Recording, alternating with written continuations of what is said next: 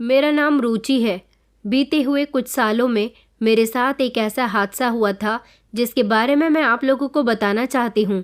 एक ऐसा हादसा जिसके बारे में सुनकर शायद आप लोग भी घबरा जाएंगे, क्योंकि जो मेरे साथ हुआ वो सब शायद आप लोगों ने अपनी आंखों से होता हुआ नहीं देखा होगा।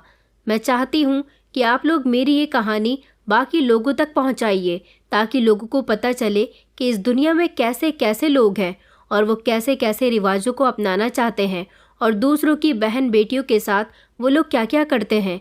शायद ये कहानी मुझे आप लोगों को सुनाते हुए मेरी आंखों से आज आंसू नहीं रुकेंगे, क्योंकि आपके साथ जब कोई बुरा करता है तो आपको बहुत ज़्यादा तकलीफ़ पहुंचती है।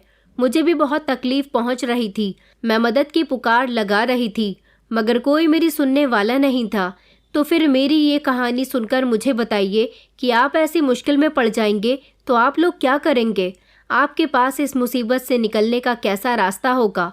दोस्तों, कहानी में आगे बढ़ने से पहले अगर आपने हमारे चैनल को अभी तक सब्सक्राइब नहीं किया तो चैनल को सब्सक्राइब करें। वीडियो अच्छी लगी तो वीडियो को लाइक करें और हाँ, कमेंट करके हमें अपनी राय ज़रूर दें कि आपको हमारी कहानी कैसी लगी। मैं दुल्हन बनी हुई थी, दुल्हन के कपड़े पहने हुई थी। हर लड़की की जब शादी होती है तो वो बहुत ही खुश होती है। अगर उसके दिल में कोई गम होता है तो वो गम होता है कि उसके माता पिता की जुदाई का।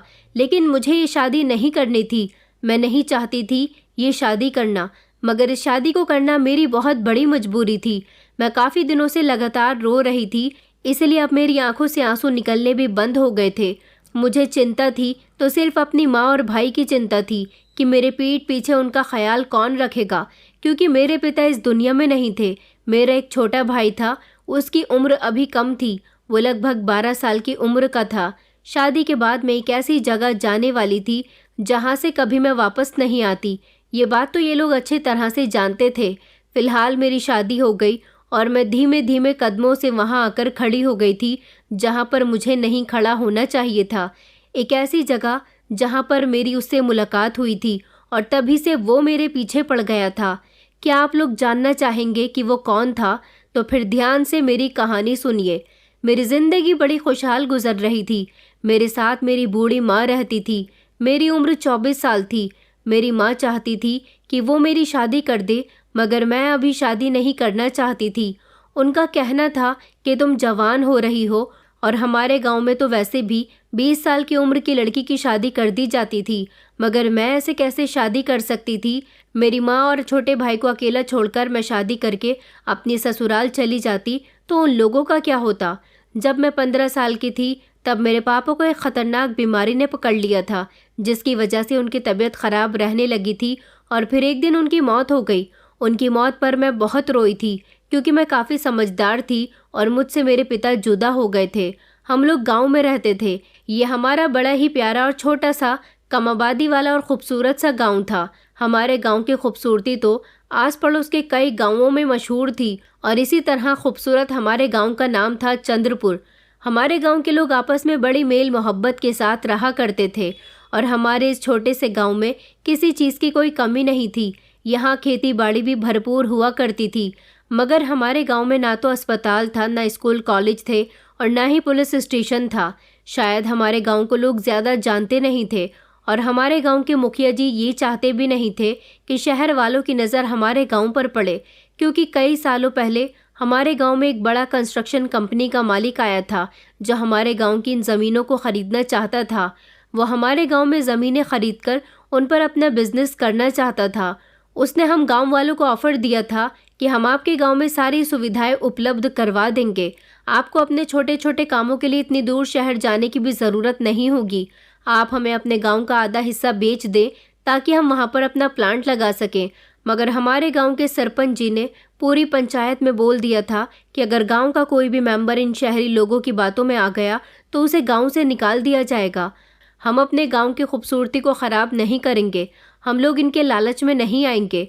हालांकि सरपंच जी के समझाने के बावजूद भी गांव के कुछ लोग उनकी बातों में आ गए थे, मगर वक्त रहते उन्हें अकल आ गई थी, क्योंकि शहर के बड़े बड़े अमीर लोग हमारे गांव आकर हमें फालतू के ऑफ़र देते थे जिनको हम एक्सेप्ट कर लेते और फिर उससे क्या होता, हमारे गांव की खूबसूरती ख़राब हो जाती। क्या पता वो लोग हमसे झूठ बोल रहे होते। बस यही वजह थी कि सरपंच जी इन लोगों की बातों पर यकीन नहीं करना चाहते थे।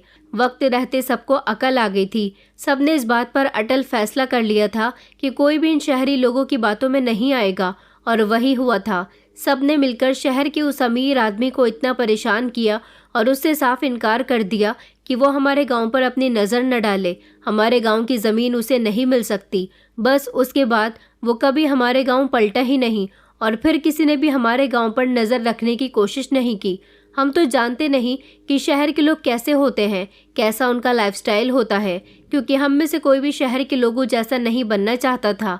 हमने सुना था कि शहर के लोग बड़े ही कठोर होते हैं। गरीब लोगों को तो शहर में कुछ भी नहीं माना जाता, और हम लोग तो बड़े ही सीधे साधे लोग थे।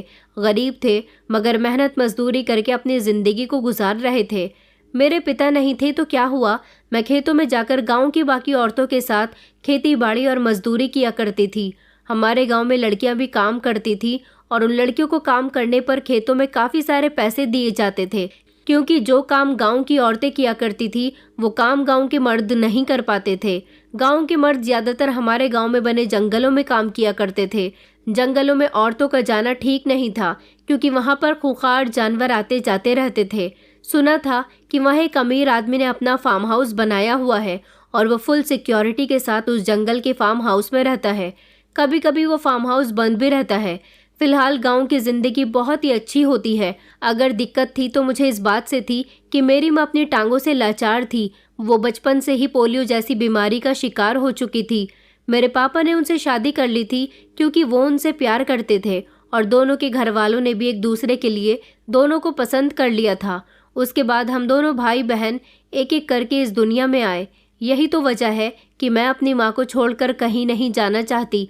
मेरे बाद मेरी माँ कैसे घर के काम किया करेगी, क्योंकि वो तो एक तरफ बैठी रहती है। मैं सुबह सुबह उठ जाती हूँ, खेतों में जाकर काम करती हूँ, और उसके बाद शाम तक खेतों से वापस आती हूँ, घर के सारे काम करती हूँ, और सबके लिए फिर खाना बनाती हूँ। खेतों में काम करने से मेरा पूरा शरीर दर्द करने लगता है। गाँव में एक लड़की थी, छवि, जो हमारे गाँव के किसान की बेटी थी। बहुत सुंदर थी। गाँव के सारे ही लोग उसकी खूबसूरती की तारीफ किया करते थे, मगर बदकिस्मती से वो मेरी दोस्त बन गई थी। मेरी माँ मुझसे मना किया करती थी कि तू उससे दोस्ती मत कर, वो लड़की बहुत खूबसूरत है। गांव के न जाने कितने लड़के उसके आशिक होंगे, मगर मैं उसकी बातों को नहीं मानती थी। वो दिल की बहुत अच्छी थी। हमेशा मुझसे हंसकर बातें किया करती थी, मुझसे मेरे हालचाल पूछती रहती थी, और कई बार तो उसकी माँ ने अच्छा खाना बनाया तो वो मेरे लिए लेकर घर तक आ गई थी, तो उससे दोस्ती करना तो बनता था। उसके साथ मैं अच्छा वक्त गुजारा करती थी। वैसे तो मैं भी कोई कम खूबसूरत नहीं थी, छवि की ही टक्कर की थी। लोग मुझे भी बेहद पसंद किया करते थे, मेरी खूबसूरती की तारीफ करते थे, और छवि को लगता था कि इस पूरे गांव में वही एक खूबसूरत लड़की है।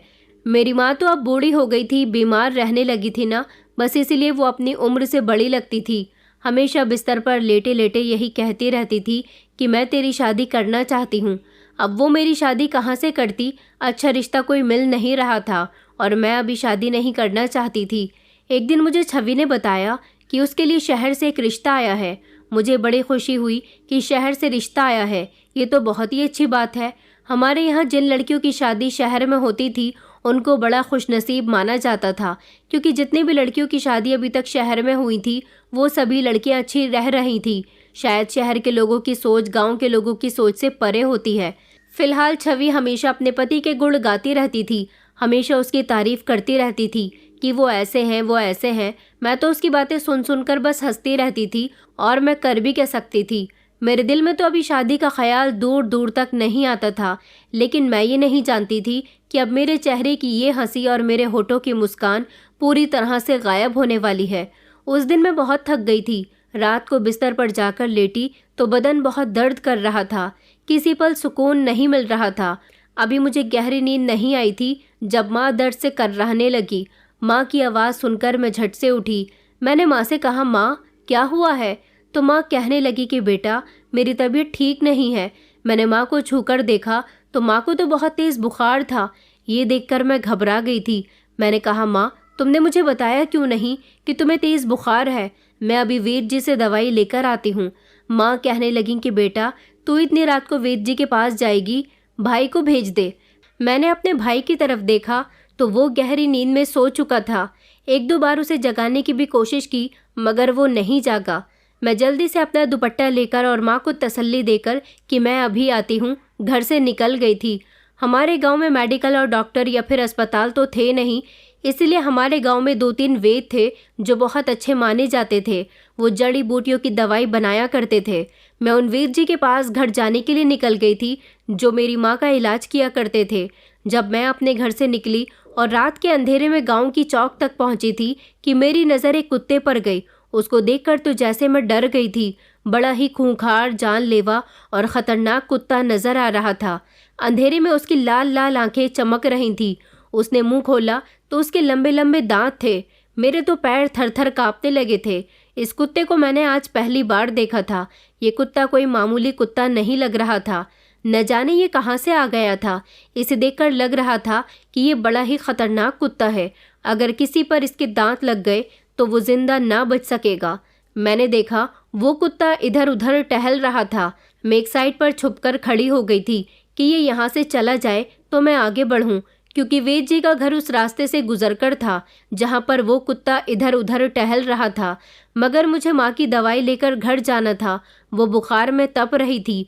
मुझे उनकी चिंता हो रही थी। इधर ये कुत्ता था कि जाने का नाम ही नहीं ले रहा था। धीरे धीरे दिन निकलने लगा था। इतना समय होने पर गांव के लोग जागने लगते थे और अपने कामों पर जाने लगते थे। तभी मैंने देखा कि वहाँ रास्ते से गुजरते हुए कुछ लोगों ने उस कुत्ते को देख लिया। कुत्ते को देखकर वो लोग भी डर गए थे और उन्होंने उस कुत्ते से डरना शुरू कर दिया। बल्कि वो सब मिलकर उस कुत्ते पर हमला करने लगे। वो बेचारा किसी का कुछ नहीं बिगाड़ रहा था, तो फिर क्यों लोगों ने उस पर हमला किया था? शायद वो जहाँ से आया था वहाँ से वो रास्ता भटक गया था, मगर इन लोगों ने उसको मार मार कर घायल कर दिया था और फिर वो लोग वहाँ से चले गए थे।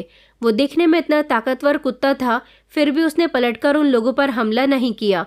फिर भी इन लोगों ने उस बेचारे के साथ बहुत बुरा किया था। वो दर्द से तड़प रहा था। उसके एक पैर पर इतनी जोर से ईंट मारी थी कि उसके पैर पर जख्म हो गया था और उसमें से खून भी निकल रहा था। वो बेहोशी जैसी हालत में था। मैं उसके करीब गई। मैंने झट से अपना दुपट्टा लिया और उसका खून साफ करने लगी। मैंने उसके जख्म पर अपना दुपट्टा बांध दिया था। वो धीमे धीमे आंखें खोलकर मुझे देख रहा था। उन लोगों ने सच में उसके साथ बहुत बुरा किया था। मुझे माँ की दवाई लाने में बहुत देर हो रही थी, इसलिए मैं उसे गंभीर हालत में ही छोड़कर वैद्य जी के घर चली गई थी, क्योंकि पहले ही मुझे काफ़ी देर हो चुकी थी। मैं जब घर दवाई लेकर आई तो माँ कहने लगी कि बेटा, तू कहाँ रह गई थी? मैं कब से तेरा इंतज़ार कर रही हूँ। मैंने माँ को उस कुत्ते के बारे में बता दिया था। माँ कहने लगी कि तुझे उस कुत्ते के करीब नहीं जाना चाहिए था। अगर वो खूंखार कुत्ता था तो तुझे भी तो नुकसान पहुंचा सकता था। मैंने अपनी माँ से कहा, माँ, वो बहुत गंभीर हालत में था, भला वो ऐसी हालत में मुझे क्या नुकसान पहुंचाता।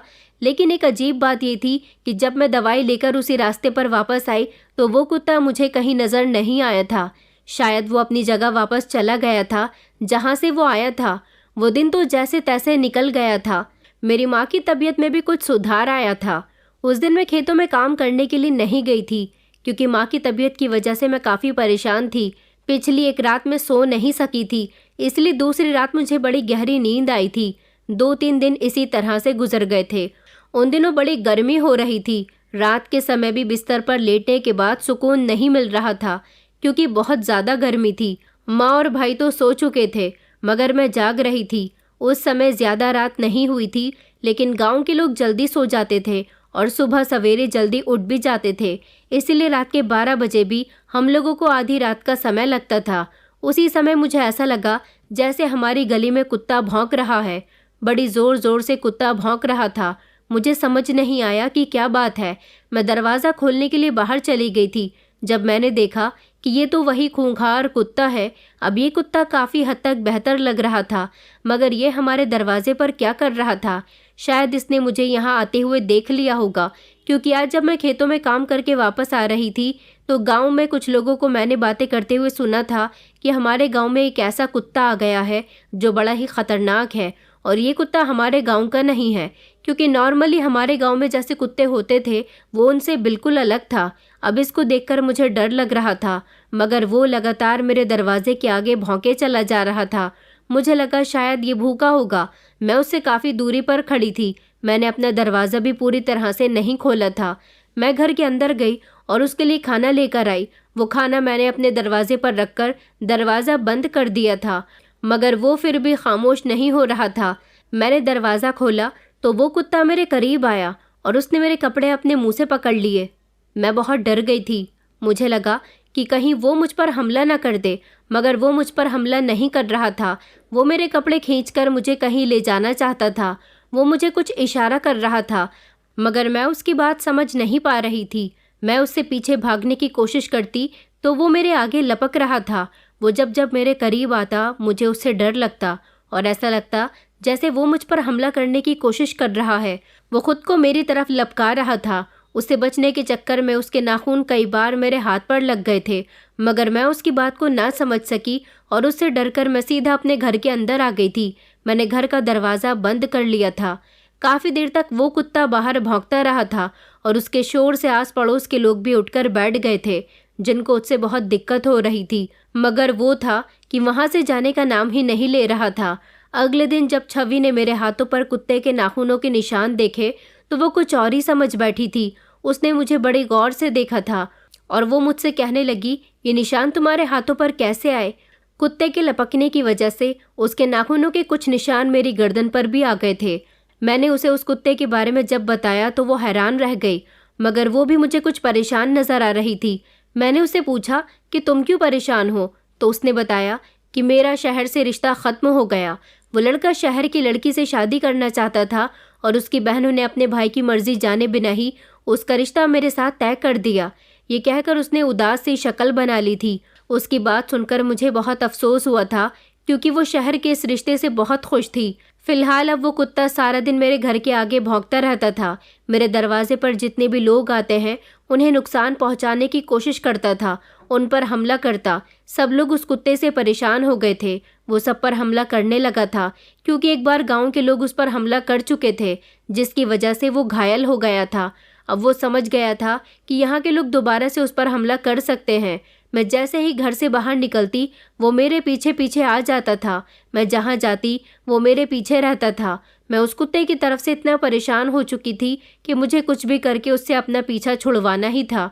न जाने क्यों ये कुत्ता मेरे पीछे लगा रहता था, मुझे कहीं ले जाने की कोशिश करता था। इसकी कोई बात मेरी समझ न आई थी। गांव वाले ये सब कुछ देखते रहते थे और गांव वालों को भी इस बात का पूरा यकीन हो गया था कि ये कुत्ता मेरी वजह से इस गांव में है, क्योंकि ये मेरे आगे पीछे घूमता रहता है। वो खेतों में मेरे साथ चला जाता था और वहाँ जाकर भी बस भौंकता रहता था और वहाँ की फसलों को नुकसान पहुँचाया करता था। उसके वहाँ होने से वहाँ के लोग बहुत डर जाते थे और इस वजह से खेतों में कोई काम नहीं कर पाता था। मैं भी इस कुत्ते से डरने लगी थी। ये एक जानलेवा कुत्ता था। इसके हमले से किसी की भी जान जा सकती थी। गांव में इस कुत्ते की वजह से एक अजीब तरह का दहशत और खौफ फैल गया था, क्योंकि गांव वाले उसे भगाने की कोशिश करते थे तो वो अपने बचाव के लिए उन पर हमला किया करता था। इस तरह गांव के काफ़ी सारे लोग उसके हमले से घायल हो गए थे। ये कुत्ता किसका था ये कोई नहीं जानता था, लेकिन वो जब भी गांव के अंदर आता मेरे घर के दरवाजे पर शोर मचाने लग जाता था और जैसे ही मैं घर से निकलती तो वो मेरे पीछे पीछे होता था। अब तो मैंने उससे तंग आकर घर से बाहर निकलना भी छोड़ दिया था। एक रात जब ये कुत्ता मेरे घर के आगे भौंक रहा था, मैं बाहर चली गई थी, क्योंकि ये कुत्ता मुझे देखकर खामोश हो जाता था और मुझ पर झपटना शुरू हो जाता था। मैंने जब दरवाज़ा खोला और मैं घर से बाहर गई तो मैंने देखा कि वो कुत्ता मेरा दुपट्टा पकड़कर मुझे कहीं ले जाने की कोशिश कर रहा था, मगर मैं उसके साथ इतनी रात को कहाँ जा सकती थी। मैं बहुत डर रही थी। इसने भौंकना तो बंद कर दिया था, लेकिन ये मुझे छोड़ नहीं रहा था। इतनी ही देर में मैंने देखा कि मेरा छोटा भाई बाहर गली में आ गया था और इसने जब मुझे कुत्ते के साथ देखा तो वो मेरा हाथ पकड़कर मुझे घर के अंदर ले जाने लगा। उसे लगा कि ये कुत्ता मुझ पर हमला कर रहा है, मगर वो मुझ पर हमला नहीं कर रहा था। मेरे भाई का ऐसा रिएक्शन देखकर वो मेरे भाई पर झपट्टा मारने लगा और उस पर उसने हमला कर दिया। ये सब देखकर मैं बहुत परेशान हुई थी। मैं उसे अपने भाई से छुड़ाने की कोशिश कर रही थी तो उसने मुझ पर भी हमला कर दिया, जिसकी वजह से मेरे चेहरे पर भी निशान आ गए थे और मेरे हाथ पैरों पर फिर से उसके नाखूनों के निशान आ गए थे। वो कुत्ता ज़ोर ज़ोर से भौंक रहा था। आसपास के लोग भी जाग गए थे। वो कुत्ता लोगों की भीड़ देखकर वहाँ से भाग गया। इस कुत्ते के ऐसे शोर शराबे से गांव के लोग बेहद परेशान हो गए थे और अब ये फैसला गांव के सरपंच के पास चला गया था, क्योंकि मेरी और उस कुत्ते की शिकायत अब सरपंच जी के पास चली गई थी। गांव वालों का कहना था कि वो कुत्ता इसी लड़की के पास आता है, इसकी वजह से ही वो गांव के अंदर आता है और हम सबको उससे बहुत नुकसान पहुंच रहा है। अब मैं उन लोगों को क्या बताती कि इस कुत्ते से मेरा कोई रिश्ता नहीं था, बल्कि मुझे तो खुद इस कुत्ते से डर लगता था, क्योंकि हर रात गांव वाले कुत्ते की आवाज़ का शोर सुनकर मेरे घर के दरवाजे पर आकर देखा करते थे कि ये कुत्ता क्यों भौंक रहा है। सरपंच जी ने मुझे अपनी हवेली में बात करने के लिए बुलाया था। मैं जब वहाँ पर गई तो सरपंच जी ने मुझसे कहा कि बेटा, तुमसे जो भी पूछा जाए सच सच बताना। गांव वाले जो कह रहे हैं क्या वो सब सच है? ये कुत्ता तुम्हारी वजह से इस गांव में आता है या फिर तुमने ये कुत्ता खरीद लिया है? मैंने कहा सरपंच जी, मेरी इतनी औकात कहाँ कि मैं शहर का इतना महंगा कुत्ता खरीद सकूं, बल्कि मुझे तो खुद इस खतरनाक कुत्ते से डर लगता है। सरपंच जी कहने लगे कि गांव वालों का कहना है कि ये कुत्ता तुम्हारे पीछे पीछे खेतों में भी जाता है, जिसकी वजह से खेतों में लोग काम नहीं कर पा रहे, वहाँ पर सब उससे डरने लगते हैं। देखा गया है कि वो कुत्ता सिर्फ और सिर्फ तुम्हारे पीछे रहता है, मगर मैं उनको यकीन दिलाते दिलाते थक गई थी कि ये कुत्ता मेरी वजह से नहीं आता और ये गांव वालों को नुकसान क्यों पहुंचा रहा है, ये बात तो मैं भी नहीं जानती थी। सरपंच जी ने मेरी बात पर यकीन कर लिया था, मगर उन्होंने कहा था कि हम ये बात पहले क्लियर कर लेते हैं कि वो कुत्ता तुम्हारी वजह से गांव में आता है या फिर कोई और बात है। अगर उसके यहाँ आने की वजह तुम हुई तो फिर हमें कोई फैसला लेना होगा। मैं तो उनकी बात सुनकर घबरा गई थी कि कैसा निर्णय। उन्होंने मुझे इस बारे में कुछ नहीं बताया था, मगर इस कुत्ते की वजह से मैं बहुत परेशान रहने लगी थी। हर रात ये कुत्ता फिर से मेरे घर के दरवाजे पर आने लगा था और अब तो सरपंच जी ने मेरे घर के आसपास कुछ आदमी लगा दिए थे जो ये देख सकें कि कुत्ता आखिर आता किस वजह से है। मगर उन लोगों ने भी जब ये बात देखी कि वो कुत्ता हर रात मेरे घर के दरवाजे पर ही आकर क्यों भौंकता था, जब मैं बाहर जाती तो वो खामोश हो जाता था, तो ये बात क्लियर हो गई थी कि वो कुत्ता सिर्फ मेरी वजह से ही आता है। अब मुझे डर ये था कि सरपंच जी न जाने किस निर्णय की बात कर रहे थे। सरपंच जी ने फिर से गांव में पंचायत रखी थी और उस पंचायत में मुझे और मेरी माँ को बुलाया गया था। बाकी गांव के भी ढेर सारे लोग थे। वहां जाने के बाद सरपंच जी ने कहा था कि ये बात सच साबित हो गई है कि इस लड़की की वजह से ही ये कुत्ता गांव के अंदर आता है और देखा गया है कि ये कुत्ता जंगल से आ रहा है। अगर कुछ दिन तक और ये कुत्ता हमारे गांव में आता रहा तो हमारे गांव के लोगों का बहुत नुकसान होगा। उन्होंने मेरे हाथ पैरों पर कुत्ते के नाखूनों के निशान देखे तो कहने लगे कि शायद तुम उसे पसंद आ गई हो, शायद वो तुम्हें खाना चाहता है या फिर कोई और बात है, मगर वो जो भी चाहता है वो सिर्फ तुमसे चाहता है। उसने गांव वालों को अब तक बहुत नुकसान पहुंचाया है, यहाँ तक कि तुम्हारे खुद के भाई को भी वो नुकसान पहुंचा चुका है। इस कुत्ते को यहाँ से निकालने का कोई उपाय ढूंढना होगा। मगर क्या? गांव वालों का कहना है कि जिस किसी ने भी उसे यहाँ से भगाने की कोशिश की है, लेकिन वो हर बार नाकाम रहे हैं और इस सब की जिम्मेदार तुम हो। सरपंच जी की बात सुनकर तो जैसे मैं चौंक गई थी। मैंने कहा कि नहीं नहीं सरपंच जी, भला मैं अपने गांव वालों को नुकसान कैसे पहुंचने दे सकती हूँ? इसमें मेरी कोई गलती नहीं है। अभी पंचायत में ये सारी बातें हो ही रही थी कि इतनी ही देर में मेरी दोस्त छवि बोल पड़ी। उसने सरपंच जी से कहा कि सरपंच जी, मेरे पास एक रास्ता है जिससे ये कुत्ता भी यहाँ से जा सकता है और गांव वालों को कोई नुकसान भी नहीं पहुँचेगा। सरपंच जी ने उसकी बात को अहमियत दी और उसको अपनी बात आगे रखने का मौका दिया। छवि ने गांव वालों के सामने एक ऐसी बात रख दी थी जिसे सुनकर मेरे पैरों तले से ज़मीन निकल गई थी। वो मेरी दोस्त नहीं बल्कि दुश्मन साबित हुई थी। उसने सरपंच जी को बताया था कि अगर वो कुत्ता रुचि की वजह से हमारे गांव में आता है तो क्यों ना रुचि को ही इस गांव से उसके साथ भेज दिया जाए। अगर उसे रुचि मिल जाएगी तो फिर वो हमारे गांव नहीं आएगा और ना ही गांव वालों को कोई नुकसान पहुंचाएगा। ये बात सुनकर सब लोग हैरान रह गए थे, जबकि इस बात से सारे ही गांव वाले सहमत थे, मगर मैं इस बात से सहमत नहीं थी।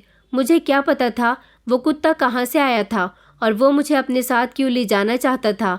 मुझे पता था वो मुझे कहाँ लेकर जाता। मैं जानती थी कि वो एक खूंखार जानवर है, वो मुझे मार देगा, मेरी चीर फाड़ कर देगा। मेरी माँ ने जब ये बात सुनी तो उन्होंने भरी पंचायत में चीखना चिल्लाना शुरू कर दिया। वो रोने लगी और कहने लगी कि नहीं, मेरी बेटी उस कुत्ते के साथ नहीं जाएगी। इतने में ही छवि की माँ बोल पड़ी थी। उन्होंने सरपंच जी से कहा कि सरपंच जी, क्या आप ये नहीं जानते कि पिछले 20 साल पहले हमारे गांव में एक चीता घुस आया था और उस चीते ने भी हमारे गांव के लोगों को बहुत परेशान किया था। उसने तो हमारे खेतों की फसल तक बर्बाद कर दी थी, जिसकी वजह से हम गांव वालों को कितने सालों तक परेशानी का सामना करना पड़ा था। और आप जानते हैं कि वो चीता हमारे गांव की एक बूढ़ी औरत के पीछे पड़ गया था। वो उसे खाना चाहता था और जब तक उसने उस बूढ़ी औरत को खा नहीं लिया था तब तक उसे सुकून नहीं मिला था। हालांकि उस बूढ़ी औरत की लाश गांव के जंगल में पड़ी हुई मिली थी, मगर उस दिन के बाद से वो चीता कभी यहाँ वापस नहीं आया। तब से लेकर आज तक हम लोग सुकून की जिंदगी गुजार रहे हैं। उस बूढ़ी औरत की शादी जब चीते के साथ करवा दी गई तभी वो सुकून से बैठा था, क्योंकि वो औरत शादी करने के बाद उस चीते के साथ चली गई थी।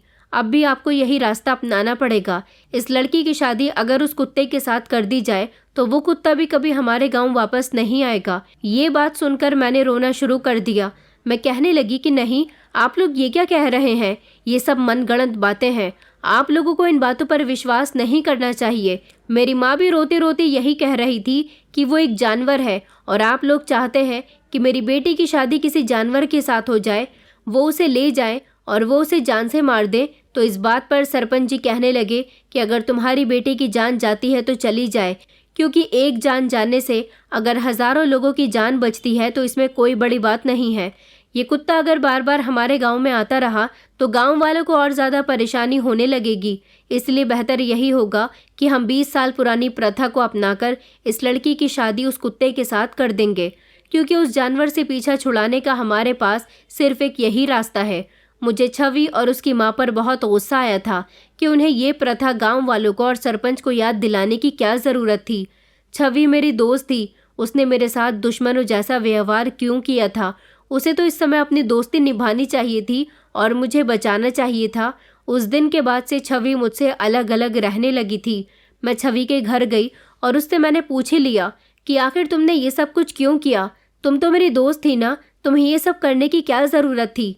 छवि कहने लगी कि मेरा शहर वाले लड़के से रिश्ता ख़त्म हो गया था, लेकिन अब मेरा गांव की ही एक लड़की के साथ रिश्ता चल रहा था। मगर उसकी माँ का कहना था कि वो अपने बेटे के लिए तुम्हारे घर रिश्ता लेकर आना चाहती थी। उन्होंने तुम्हें खेतों में काम करते हुए देख लिया था और तुम उन्हें पसंद आ गई थी, क्योंकि तुम भी खूबसूरत हो। मेरी माँ ने बड़ी मुश्किल से उनको समझाया कि तुम कैरेक्टर की अच्छी नहीं हो। मैं इतनी खूबसूरत थी, फिर भी उसने मेरा रिश्ता देने से इनकार कर दिया। उस लड़के की माँ का कहना है कि तुम बहुत मेहनती और शरीफ लड़की हो, वो तुम्हें ही अपने घर की बहू बनाएगी। इसका बेटा बहुत अच्छा है और शहर से पढ़ लिख कर आया है। मेरी माँ चाहती थी कि मेरी शादी कुछ भी करके इसी लड़के के साथ हो जाए और मैं भी यही चाहती थी। इसलिए आज पंचायत में मैं बोल पड़ी ताकि उस लड़के की माँ का इरादा भी तुम्हें अपने घर की बहू बनाने से बदल जाए। अब जैसा कि इस गांव में वो कुत्ता सिर्फ तुम्हारी वजह से आता है, ये बात सब लोगों को पता हो गई, तो अब वो औरत तुम्हें कभी भी अपने घर की बहू नहीं बनाएगी। वो तो समझ जाएगी कि तुम जब शादी करके उसके घर जाओगी तो वो कुत्ता भी वहाँ आएगा और उसके घर वालों को, यहाँ तक कि उसके बेटे को भी वो नुकसान पहुँचाएगा। इस हादसे के बाद तो तुम्हारी शादी उस लड़की के साथ क्या किसी के साथ भी नहीं हो सकेगी। उसकी माँ ने मेरी माँ से मेरा रिश्ता मांग लिया है अपने बेटे के लिए। उसके बेटे की पत्नी तो मैं बनकर ही रहूंगी। ये कहकर छवि जोर जोर से हंसने लगी थी। मेरी माँ ठीक कहती थी कि छवि कैरेक्टर की ठीक नहीं है, वो हर मर्द पर गंदी नज़र डालती है। खूबसूरत है इसलिए तो अपनी खूबसूरती का फ़ायदा उठाती है। उसका रिश्ता एक जगह से ख़त्म क्या हो गया तो वो दूसरी जगह से अपनी किस्मत आजमाना चाहती थी। जो औरत मेरे घर रिश्ता लेकर आने वाली थी वो चाहती थी कि वो औरत मेरा रिश्ता ना लेकर आए, बल्कि छवि को अपने बेटे की पत्नी बना ले। छवि कितनी मतलबी लड़की थी और उसके इस मतलब में उसकी माँ भी उसका पूरा पूरा साथ दे रही थी। दोस्त ने ही दोस्त की पीठ पर वार किया था। मुझसे ये सब कुछ बर्दाश्त न हो सका था। गांव के सरपंच का कहना था कि कल तुम्हारी शादी है, इस शादी के लिए तैयार रहना, मगर मैं रो रो कर उनसे कह रही थी कि प्लीज़ मेरे साथ ऐसा मत करो। गांव वालों ने कहा था कि अगर तुम कुत्ते के साथ शादी करने पर राज़ी न हुई और उसके साथ नहीं गई तो फिर तुम्हारे साथ वो होगा जिसके बारे में तुमने कभी सोचा भी नहीं होगा। हम ये सब कुछ गांव के लोगों की भलाई के लिए ही तो कर रहे हैं, और अगर तुम्हारी अकेली की वजह से पूरे गांव का भला होता है तो फिर तुम्हारे साथ जो हम कर रहे हैं वो ठीक कर रहे हैं। गांव वालों ने मेरी माँ से कहा था कि तुम्हारी बेटी अगर उस कुत्ते के साथ नहीं गई और वापस आ गई तो तुम्हारे और तुम्हारे बेटे के साथ भी अच्छा नहीं होगा। तुम्हें इस गांव से निकाल दिया जाएगा और इस गांव में वापस तुम लोगों के लौटने का कोई दूसरा रास्ता नहीं होगा। तुम्हें इस गांव के अंदर रहने भी नहीं दिया जाएगा और तुम्हारा सारा सामान भी जब्त कर लिया जाएगा। ये सब सुनकर तो मैं फूट फूट कर रोने लगी थी। मेरा भाई, मेरी माँ और मेरा तो रो रो कर बुरा हाल हो चुका था, मगर हमारी कोई सुनने वाला नहीं था। ज़बरदस्ती मुझे दुल्हन बना दिया गया था।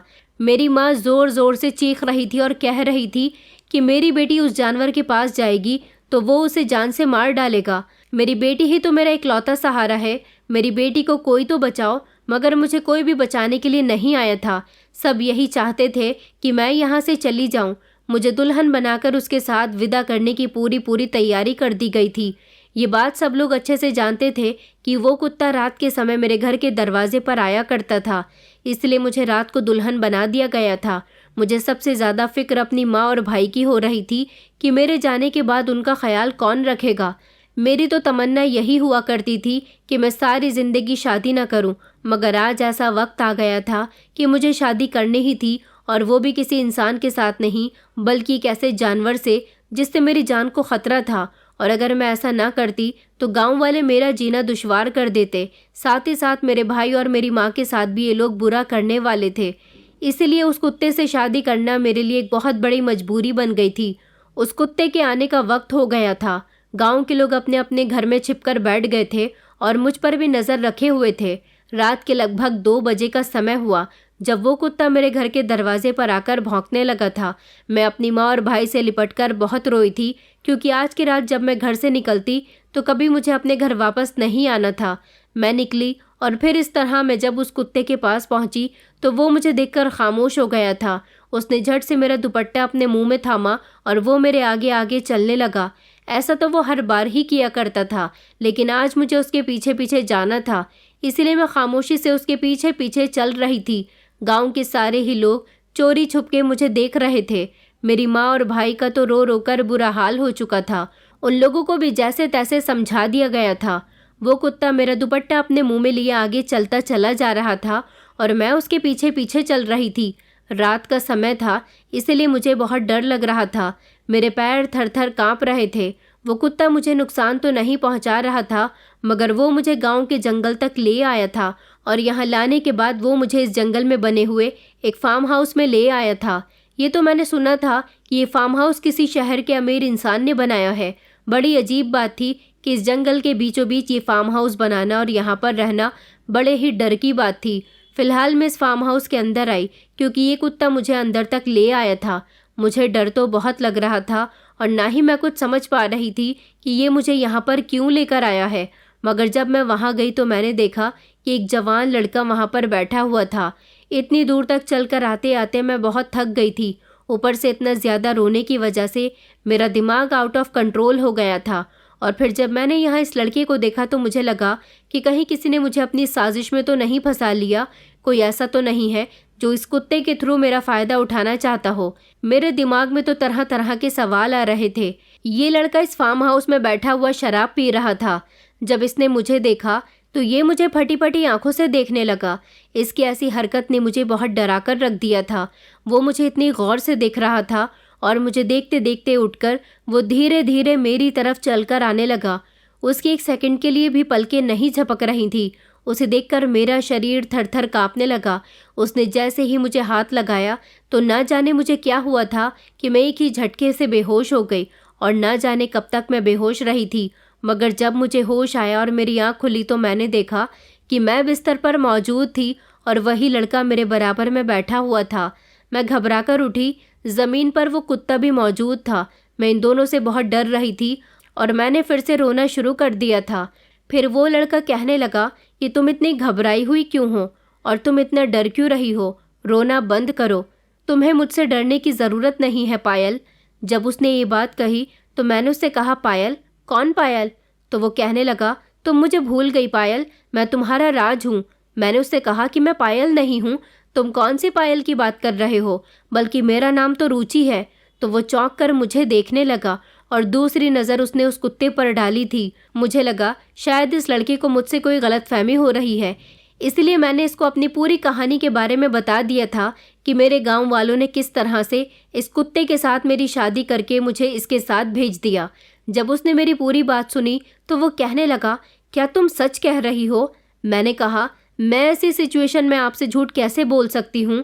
मेरी बात सुनकर वो अपना सर पकड़कर बैठ गया था। उसने अपने कुत्ते से इशारों में कुछ बातें की और फिर उसके बाद उसे बाहर जाने के लिए कह दिया था। वो कुत्ता बड़ा ही वफादार था, जो मुझे और मेरे गांव वालों को देखने में बड़ा ही खतरनाक लगता था। इस लड़के ने मुझे उसके जाने के बाद बताया, दरअसल 2 साल पहले मैं एक लड़की से बहुत मोहब्बत करता था। पिछले 6 महीने पहले उस लड़की की मौत हो गई और उसकी याद में मैं दिन रात शराब पीता रहता हूँ। मुझे उसकी बहुत याद आती है। दरअसल मैं शहर का रहने वाला हूँ, मगर यहाँ मेरे पापा ने जो फार्म हाउस बनाया हुआ है मुझे ये बहुत पसंद है। मुझे जंगल जैसी जगह पर जाने का बहुत शौक रहता है, इसीलिए अपने मूड को फ्रेश करने के लिए और अकेलेपन को दूर करने के लिए मैं यहाँ पर आ जाता हूँ। मुझे जानवर बहुत पसंद है और ये कुत्ता मेरा पालतू कुत्ता है। इससे भी मैं बहुत प्यार करता हूँ और ये भी मुझे बहुत चाहता है। मैं यहाँ पर अपना अकेलापन दूर करने के लिए आता हूँ। एक दिन मेरा कुत्ता वीरू यहाँ से बाहर टहलने के लिए गया था और फिर शायद ये रास्ता भूल गया था। उस रात मैंने इसको बहुत तलाश किया था, मगर ये मुझे कहीं भी नज़र नहीं आ रहा था। लेकिन जब धीरे धीरे दिन निकलने लगा तो मैं यहाँ के पड़ोस वाले गांव में इसे ढूंढने के लिए गया तो ये वहीं पर मुझे बड़ी गंभीर हालत में मिला था। इसके जख्म पर कोई दुपट्टा बंधा हुआ था। मैं इसको वहाँ से उठा ले आया था और फिर तभी से ये मुझे कुछ कहने की कोशिश कर रहा था। मैं जिस लड़की को चाहता था उसका नाम पायल था और पायल की शक्ल तुमसे हूबहू मिलती है। अब मुझे ये बात समझ आई है कि ये मुझे तुम्हारे बारे में बताना चाहता था। इसने तुम्हें देखा तो ये तुम्हें पायल समझ बैठा। मैं हमेशा पायल के लिए परेशान रहता था। ये मेरी परेशानी को दूर करना चाहता था। ये जानवर है और इसे यही लगता है कि तुम पायल हो। मैं उसकी बात सुनकर चौंक गई थी। क्या सच में ऐसा था कि इस लड़की की गर्लफ्रेंड पायल की शक्ल मेरी शक्ल से मिलती थी? उसने मुझे यकीन दिलाने के लिए अपनी गर्लफ्रेंड का फ़ोटो दिखाया था। वो बिल्कुल सच कह रहा था। मैंने उसे बताया कि उस रात इस कुत्ते के ज़ख्म पर मेरा ही दुपट्टा बंधा हुआ था। मैंने इसकी मदद की थी, तभी से ये मेरे पीछे पड़ने लगा और फिर इस तरह गांव वालों ने मेरी इसके साथ शादी करवा दी कि इसके हमारे गांव में आने से हमारे गांव का और गांव के लोगों का नुकसान हो रहा है। ये बात सुनकर वो लड़का राज बहुत अफसोसमंद हुआ था। उसने कहा कि आज की सदी में भी लोग पढ़े लिखे होने के बावजूद ऐसी बातों पर विश्वास करते हैं। मैंने उसे बताया कि हमारे गांव का कोई भी इंसान गांव में रहकर शिक्षा हासिल नहीं करता। कुछ लोग शहर जाकर पढ़ लिख कर आ जाते हैं, क्योंकि हमारे गांव में किसी भी स्कूल अस्पताल जैसी व्यवस्था नहीं है। उसने कहा, तभी तुम्हारे गांव के लोगों की ऐसी सोच है कि उन्होंने तुम्हारी शादी मेरे कुत्ते के साथ करवा दी। दरअसल मेरा कुत्ता तुम्हें मेरे पास लाना चाहता था। वो तुमसे यहाँ आने की जिद करता था और तुम उसकी भाषा नहीं समझ सकी। तुम्हें यही लगा कि वो तुम पर हमला करता है। मैंने कहा कि आप सही कह रहे हो। मुझे ही नहीं बल्कि मेरे गांव वालों को भी यही लगता था। वो लड़का मुझसे बहुत शर्मिंदा हो रहा था। अब जबकि मैं उसके फार्म हाउस आ चुकी थी, मैंने उसे बता दिया था कि अगर मैं अपने गांव वापस गई तो गांव वाले मुझे अपने गांव से निकाल देंगे। इससे मेरी माँ और भाई की ज़िंदगी को भी तकलीफ़ पहुँचेगी। मुझे उनकी बहुत याद आती है। वो लोग उनका जीना दुश्वार कर देंगे। राज कहने लगा कि तुम्हें परवाह करने की कोई ज़रूरत नहीं है। तुम मेरे इस फार्म हाउस में आराम से रह सकती हो। मैं उसके फार्म हाउस में रहती तो थी, मगर मैंने देखा था कि वो चोरी चुपके मुझे देखता रहता था। शायद वो मुझे नहीं बल्कि मेरे अंदर अपनी पायल को ढूंढता था। काफ़ी समय मैं उसके फार्म हाउस में रही। उसने मेरा बहुत ख्याल रखा था। मेरे यहाँ आ जाने से उसके चेहरे पर मुस्कुराहट आने लगी थी। वो मेरे साथ हमेशा बातें करता रहता था। कभी उसने मुझे गलत नज़र से नहीं देखा था। हमेशा वो मेरी इज्जत किया करता था। मुझे उसके घर में रहते हुए असली ज़िंदगी जीने का एहसास होता था। कुछ दिन गुजरे तो एक दिन राज ने मुझे प्रपोज कर दिया था और उसने मुझसे शादी करने के लिए कहा था। उसने कहा था कि तुम भले ही मेरी पायल नहीं हो, मगर तुम्हारी शक्ल बिल्कुल पायल की तरह मिलती है। तुम उतनी ही मासूम हो। तुम्हारा यहाँ से जाने का कोई रास्ता नहीं है। तुम्हें मेरा वीरू यहाँ ले आया। मैं चाहता हूँ कि मैं तुम्हें अपनी ज़िंदगी में शामिल कर लूँ। शायद मेरी ज़िंदगी से पायल की कमी निकल जाए। राज एक अच्छा लड़का था। मैंने उसका प्रपोज़ल एक्सेप्ट कर लिया था और उससे शादी कर ली थी। वो मुझे अपने साथ अपने घर भी ले जाता था और यहाँ फार्म हाउस में भी ले आता था। उसका इस दुनिया में उसके फादर के अलावा और कोई भी नहीं था। उसके पापा शहर के बहुत बड़े बिजनेसमैन आदमी थे, जो गरीब लोगों की भी बहुत मदद किया करते थे। उन्होंने मुझे बहू के रूप में खुशी खुशी एक्सेप्ट किया था। वीरू, जिससे मैं पहले डरा करती थी, जो मुझे देखने में बहुत खतरनाक लगता था, अब ऐसा कुछ भी नहीं था। मैं उससे प्यार करने लगी थी। मैं उसके करीब भी जाती तो वो मेरी गोद में आकर बैठ जाता था, क्योंकि मेरी वजह से उसका मालिक खुश हो गया था। वो मुझे यहाँ लाना चाहता था और अपने मालिक को खुश देखना चाहता था। वो इस काम में सफल रहा था। अब तो वो मेरे शरीर पर किसी तरह के घाव भी नहीं डालता था। मैं इसका मतलब अब पूरी तरह से समझ चुकी थी। मेरी जिंदगी अपने पति के साथ बहुत अच्छी गुजर रही थी। लगभग 1 साल गुजर गया था। मैं अपनी ससुराल जाती रहती थी, जब एक दिन एक ऐसी खबर ने मुझे हिलाकर रख दिया था जिसके बारे में मैंने सोचा भी नहीं था। दरअसल मेरे जाने के बाद हमारे गांव में तरह तरह की परेशानियां आने लगी थी। गांव में पानी की किल्लत होने लगी थी। जिस नदी से हमारे गांव के लोग पानी भरा करते थे, उधर सूखा पड़ने लगा था। लोगों को पानी की बहुत परेशानी उठानी पड़ रही थी। पानी दूसरे गांव से उन्हें भरकर लाना पड़ता था। अपने गांव की नदी में सूखा पड़ जाने से पूरा गांव पानी की परेशानी उठा रहा था। गांव में पानी की व्यवस्था करवाने के लिए गांव के लोगों ने फैसला किया था कि वो शहर के किसी बड़े ऑफिसर से दरखास्त लगाने लगे कि वो हमारे गांव में कुछ भी करके पानी का बंदोबस्त किया जाए। मगर जब गांव के लोग ऑफिसर के पास गए तो उन्होंने ये केस लेने से मना कर दिया था। बल्कि उन्होंने तो ये कहा था कि हमें तो जैसा कहा जाता है हम वैसा ही करते हैं। आप लोग एक काम कीजिए, हमारे शहर के एक बहुत बड़े बिजनेसमैन हैं जो बहुत से लोगों की अब तक मदद कर चुके हैं। उनकी पहचान भी बहुत ऊपर तक है। अगर आप चाहें तो वहां जाकर अपनी बात रख सकते हैं। शायद वो आपकी कुछ मदद कर सके। वो इंसान कोई और नहीं बल्कि मेरे ससुर थे। फिर सारे ही गांव वाले मिलकर मेरे ससुर के पास आए थे। उनके घर पर उस समय मैं भी वहां पर मौजूद थी। जब मैंने अपने गांव वालों को अपने ससुराल वाले बंगले में देखा तो मैं चौंक कर रह गई थी। और जब उन्होंने मेरे ससुर को अपनी पूरी परेशानी बताई तो मेरे ससुर ने उनसे कहा था कि वो उनकी मदद कर देंगे। मगर मेरे ससुर के पास बहुत सारे लोग मदद के लिए आते थे, इसलिए वो ज़्यादातर बिजी रहते थे। मैं चाहती थी कि मेरे गांव वालों की मदद की जाए। मेरे ससुर मेरे गांव वालों की बात को इग्नोर न करें।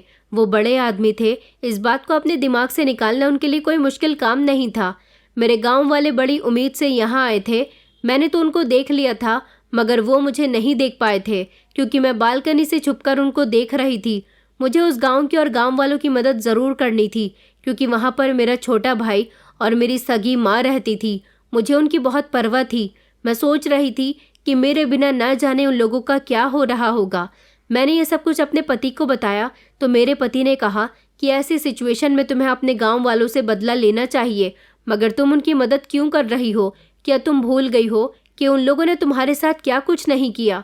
तुम्हारे गांव वालों ने जब तुम्हारी परवाह नहीं की तो तुम उनकी परवाह क्यों कर रही हो? अगर उन लोगों को पानी की परेशानी होती है तो हो जाए। मैंने अपने पति को बताया कि उस गांव में मेरी माँ और मेरा छोटा भाई भी रहता है। आखिर उनकी क्या गलती है? इन सब गांव वालों की सज़ा मेरी माँ और मेरे भाई को क्यों मिले? ये सारी बात राज के दिमाग में आ गई थी और राज ने मुझसे वादा किया था कि वो मेरे गांव वालों की समस्या को हल करवा कर ही रहेगा। मेरे पति ने अपने पिता के साथ मिलकर गांव का विकास करने का फैसला किया था। उन लोगों के पास पैसे की कोई कमी नहीं थी। उन्होंने गांव में पानी का प्लांट लगवा दिया था, जिससे सभी लोगों के घरों में पानी सप्लाई हो गया था और सरकार द्वारा उन लोगों को मदद दी गई थी। गांव में बिजली घर की भी व्यवस्था कर दी गई थी और इन सारे कामों में थोड़ा वक्त लगा था। मगर गांव में स्कूल अस्पताल खोलने का भी वादा किया गया था। गांव वाले खुश थे, लेकिन जब गांव वालों को पता चला कि ये काम किसने करवाया है तो उन सब के होश उड़ गए थे। उन लोगों ने जब मुझे अपने सामने जिंदा देखा तो वो लोग अपने दिमाग में यही सवाल लिए बैठे थे कि मैं अभी तक जिंदा हूँ और मैंने ये सब कुछ कैसे किया। फिर मैंने उनको अपनी पूरी कहानी बताई और वीरू से भी उनको मिलवाया था। वीरू को जब गांव वालों ने देखा तो गांव वाले शॉक्ड रह गए थे, क्योंकि ये वही कुत्ता था जो गांव वालों पर हमला किया करता था। मैंने उनको बताया था कि जिस बिजनेसमैन इंसान के पास आप मदद के लिए गए थे वो इंसान मेरा ससुर है और मेरे कहने पर उन्होंने इस गांव का विकास करना शुरू किया। मैं चाहती तो आप लोगों से अपना बदला भी ले सकती थी, क्योंकि एक दिन आपने मेरी एक न सुनी थी और मेरी इस जानवर के साथ शादी कर दी। सारे गांव वाले शर्मिंदा होकर इस बात को सुन रहे थे। मैंने उन लोगों को बताया था कि मेरी शादी उनके बेटे के साथ हो गई। आप लोगों ने मेरी शादी कुत्ते के साथ की थी। आपको लगता था कि वो मुझे मार देगा, मगर मैं मरी नहीं, बल्कि मुझे राज ने दोबारा से जिंदगी दे दी। मेरी माँ और मेरे भाई को जब मैंने देखा तो मैं उनसे लिपटकर बहुत रोई थी। मुझे इस तरह से ससुराल में खुश देखकर उन्हें भी बहुत खुशी हुई थी, जबकि गांव वाले बेहद शर्मिंदा थे और वो लोग जो ये सोच रहे थे कि मेरी जगह अगर उनकी बेटी होती तो उन लोगों पर क्या बीतती। मगर अच्छा ये था कि मेरी ज़िंदगी अच्छी गुजर रही थी। राज ने मुझे बहुत प्यार किया था। उसके पापा ने मुझे कभी किसी चीज़ की कमी नहीं होने दी थी। मैंने जैसा कहा था उन लोगों ने वैसा ही किया था। कभी कभी कुछ पराये लोग भी इस तरह से अपने बन जाते हैं कि हमें अपने अपनों की याद ही नहीं आती। जिन गांव के लोगों को मैं अपना समझा करती थी उन गांव वालों ने ही मेरे साथ बहुत बुरा किया था। मगर अच्छी बात ये थी कि वक्त रहते उन सबको अकल आ गई थी।